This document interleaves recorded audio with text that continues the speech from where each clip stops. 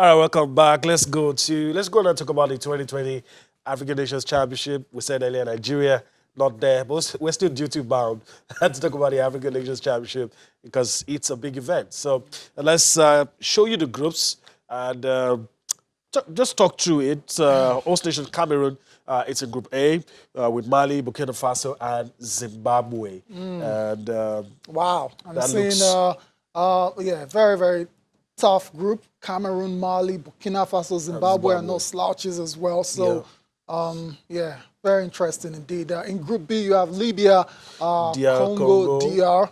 Brazzaville. Interesting. Yeah. Neighbors. Niger Republic. Niger Republic. So that's good. But I'm more interested in Group C. Defending champions, you have Morocco, Rwanda, Uganda, and Togo.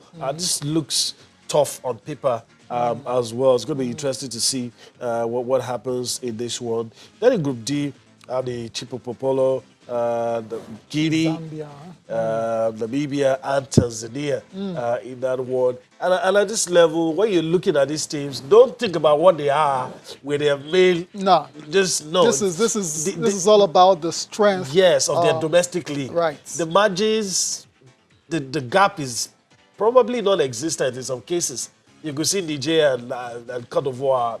You won't probably see any difference. You know, it's quite possible.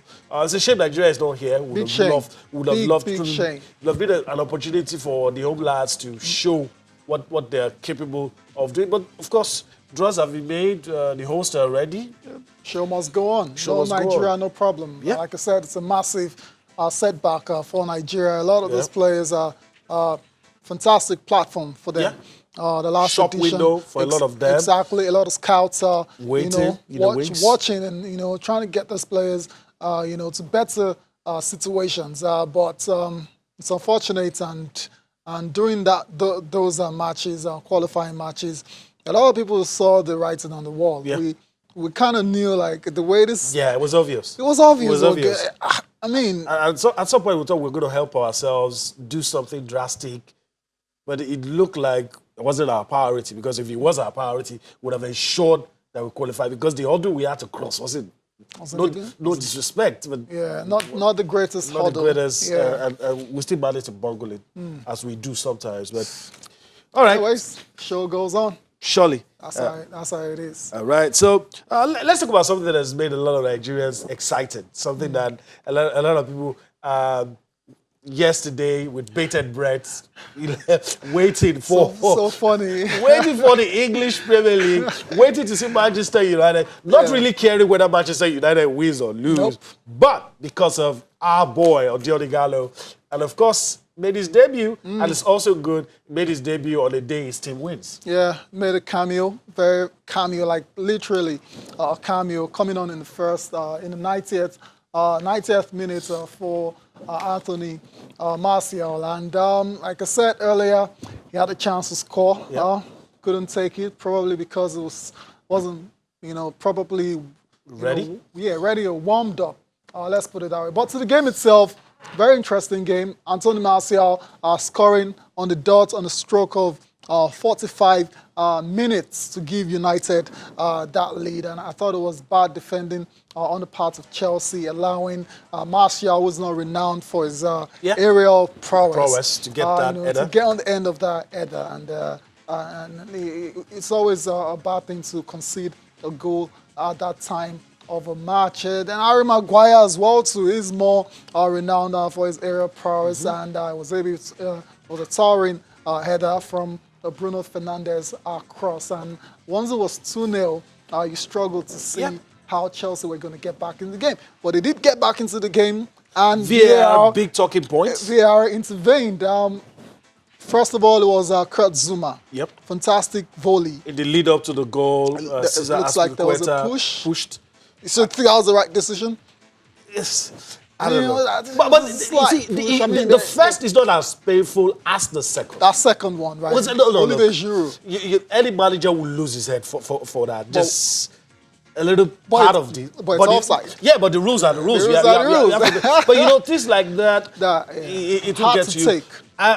Big knocks for Frank Lampard. A lot of people don't agree. Deserves the knocks. Look, it Deserves was the a knocks. classic smash and grab. Yeah. Everybody knew that was what United was going to come and do. United wouldn't come out and play against go Chelsea. toe-to-toe. They wouldn't do don't that. do that against the big team. And you knew that was what they were going to do. And you did protect your team. And that's Igalo, man of the moment, man everybody is talking about. Someone tweeted yesterday I was man of the match. As far as we are concerned, And so I think Frank Lampard will sit down somewhere and begin to question himself. Because even those of us who are not coaches, even those of us who know little about football, knew that the only way that United team could have beaten Chelsea was if it was a smash and grab. That was the only option left. And they successfully executed the game plan. And they won. Lampard is quite rightly deserves all the scrutiny it's getting now. Chelsea have been in bad form in the past couple of months, and they were comfortably in fourth before. Now it's no longer the case. Tottenham right behind down them, their necks. 1 point. United right behind them. Closing it. Three 6 points before. Now because of this win, could have gone to 9. It could have gone to 9. Yeah, but Chelsea put daylight between them and United, but they lost. Now they're gonna have to deal with they'll deal with Spurs, deal with United, deal with Sheffield United, deal with Wolves as well too. Probably throwing Arsenal in the mix. That's far away though. But Arsenal, why not? There's still a lot of games to play, and with the way Chelsea are playing, I won't put it past them. Just losing that spot because they've been consistently inconsistent. That's a problem. You lose games you don't expect them to lose, and when you think they're not going to win, they come up with something. This is one of the worst United sides we've seen ever, and they beat Chelsea thrice already. Three times. Once in the League Cup. And I was jokingly telling you this morning that I can't remember the last time United did a double. Ages ago. Probably during Felipe Scolari's reign that season, maybe. No, it's longer than that. Longer than that. Double over Chelsea in the Premier League. Nah, it's way back in the 1980s. I can't remember the exact time. It's a long time that's happened. And congratulations to Ole Gunnar Solskjaer. That kind of, relieves the pressure on him. I mean, you have to stay in front of the mirror, look at yourself, and look at the man to blame, which is yourself. Frank Lampard should accept whatever's coming his way. All the knocks. And he keeps banging on about no one expected us to be in fourth position at the start of the season because of the transfer ban. He keeps banging on. He says that a lot. He should stop saying that. Yeah, but that seems to be one of his crutches. And but for how long they remain in that fourth spot remains to be seen. It's looking very unlikely. Chelsea will retain Chelsea have sacked managers for less. There you go. Luis Felipe Scolari comes to mind. Andres Villas-Boas comes to mind. Most of those guys didn't get to January. Even the guy that won the Champions League didn't get to January. Yeah, the very next season, Di Matteo. So he should stop all of these excuses. Chelsea fans are just tired of United. We were saying earlier, the last time United got the double over Chelsea in the league was in 1987. Wow. 88 season. That long. Wow. So, too bad for Chelsea. Good one for Manchester United. It doesn't get any easier for them as well. Let's move on now, still talking football, to the UEFA Champions League round of 16. It returns tonight, and 2 big matches to look forward to. First of all, it's Atletico Madrid taking on defending champions Liverpool. Yep. And secondly, it's Borussia Dortmund hosting Paris Saint-Germain. I mean, this doesn't get better than this. On a good day, I would have said Atletico Real, Liverpool's going to be a cracker, but with the injury crisis for Atletico right about now, and Atletico has always prized itself about how well they defend, and a lot of the personnel that will get the job done. Although a little bit ray of light because Diego Costa might just play this game, but João Felix not going to play. You have the English right back, name beats me now, it's not going to play. Neymar is going to play. And you look at that started squad, Dortmund have a job on their hands. Yeah, a job on their hands. It's going to be hard putting it past PSG. Can do something from this game. Really? Yeah. Wow, even though they're playing in And- Germany. yeah, look. Because, I mean, if you look at the PSG's defense, it's not the greatest defense in the world. Yeah. And for Dortmund, they have, like, arguably the most exciting, Youngsters. forward Forward in line, Europe. Jadon Sancho, promising, yeah. the guy that's scoring goals like he's going Haaland. out of fashion. Erling Haaland. That guy will punish you if you give them any chance. And I've seen PSG slack a lot in defense. See, when I talk about PSG, what I always remember is Mario Zagallo. And Mario Zagallo says, I don't have a problem with conceding goals, as long as I outscore you. And that's what I think PSG will do. See, look, and that's what most attack-minded teams do. If I concede 2, I don't have to score 3. But you need to find a way to strike a balance, especially in this knockout. Knockout stages, home and away basis. One goal might just be responsible for your exit, even though you scored the same number of goals. Exactly. So you have to be very careful how you balance. All right, we need to go on break right about now. When we return from that break, we'll continue our countdown to the Olympics and, of course, some other issues for you in the amazing world of sports. Join us again. All right, welcome back. It's time to take our countdown to the Olympics and mirror Team Nigeria's preparation for the multi-sport event. As a matter of fact, the biggest sporting event on the planet. Let's just tell you, there's 156 days to the Olympics. That's talking about the Tokyo 2020 Olympics. And, of course, we've started a countdown right here on this show. Tayo, let's quickly talk about...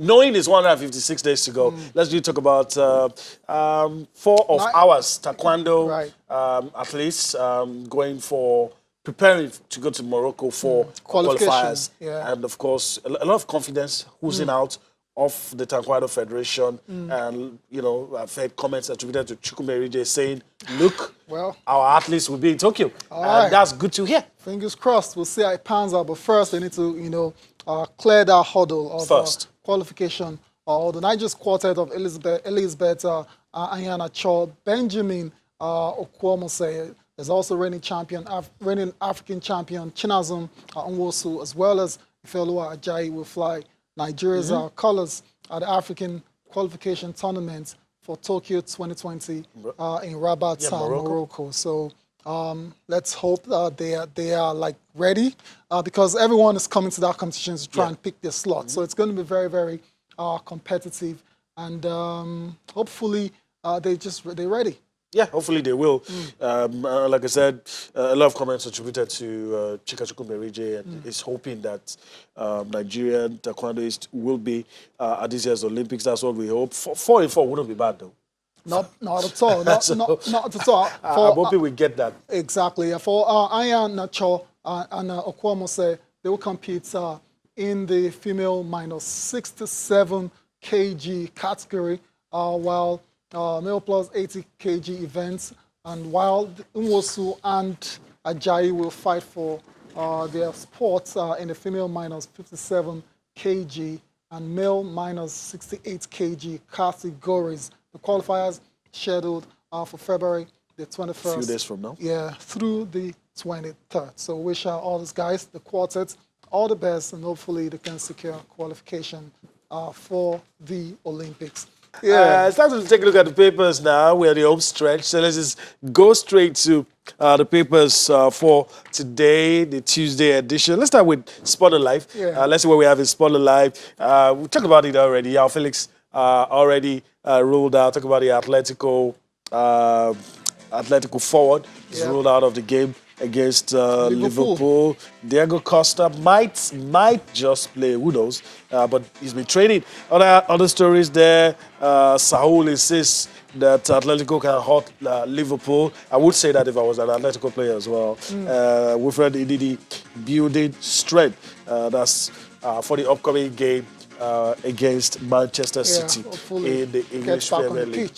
Hopefully we're expecting. So a lot of other interesting stories, how we improve. On the bottom strip, very interesting, former Super Eagles captain, Joseph Yobo, saying that I'll improve on Eagles defense. That's the bottom strip of the Sporting Life. Says he's going to... and Manchester City show Guardiola and there are stars who will stay. There have been talks, there have been stories attributed to Guardiola saying he intends to stay at the club. And these players have contracts as well, so... And we also hear Manchester City owner wants to fight. He has hired some lawyers. He's ready to fight this. They will give it the best shot. They'll go to CASA, but it doesn't... There's no guarantee that they will overturn. I just hope they don't aggravate it. I hope so. All right, let's go to Complete Sports is our next paper for review. And of course, Odion Ighalo makes history. Becomes the first Nigerian to play for Manchester United. Complete Sports, that's the paper we're reviewing right now. We'll come back to Sports and Sun in a moment. Odion Ighalo is everywhere. He's on Sports and Sun as well, so he's on Complete Sports as well. So we get back to Sports and Sun. Complete Sports, he makes history as the first Nigerian to play for United. But remember, there was a Nigerian who almost played for United all those years ago, Mikel Obi, first Nigerian to hold up United jersey. There's a difference now. So what the jersey played in a competitive game, the other just took pictures with the jersey. Proud moment for Ighalo indeed. Cazorla confirms Arsenal interest in Chukwueze. Very interesting. What else? Indeed, it gives Fox's fans fitness boost. We hope I can get back on the pitch as soon as possible. Sterling agent rules out Man City exits. Trying to stay loyal. Solskjaer hinting at a permanent deal for Ighalo. Bayern cool interest in Leroy Sané. Bukayo Saka set to snub Eagles. This is one of the guys the authorities in Nigeria. I've been looking at, but I mean, it's playing so well now. Yeah. You can afford to snub the Eagles, At the moment, right? England hears we're thinking of him, they call him up. Yeah, that's all it takes. League One's season's top scorer, Osimhen, moves into fourth. Rules and Lille's loss against Olympique Marseille, 13 goals this season in the league. This guy is just in remarkable form. Yep. And it's just about 3 goals shy of Victor Ekpebe's 16-goal haul. That was in 1995, 96, 97, thereabout, when he was African Player of the Year. All right. Last paper. Our last paper, Sporting Sun. Let's quickly go through it. We have barely a minute to leave the studio. Osimhen rivals Salah for Euro top scorer. You have long shot. Raw list ENHL for AFCON qualifiers. You also have other stories. Klitschko wants Joshua as world's number one. It's going to be interesting to understand what Klitschko is saying. Which one of the Klitschkos, by the way? Yeah, Vlad.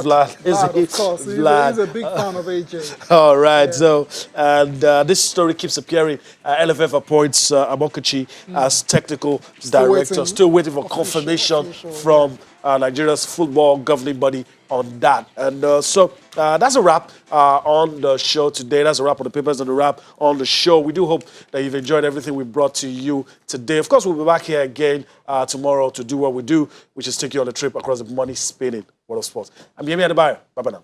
I'm Tahir Salam. Have a fantastic day.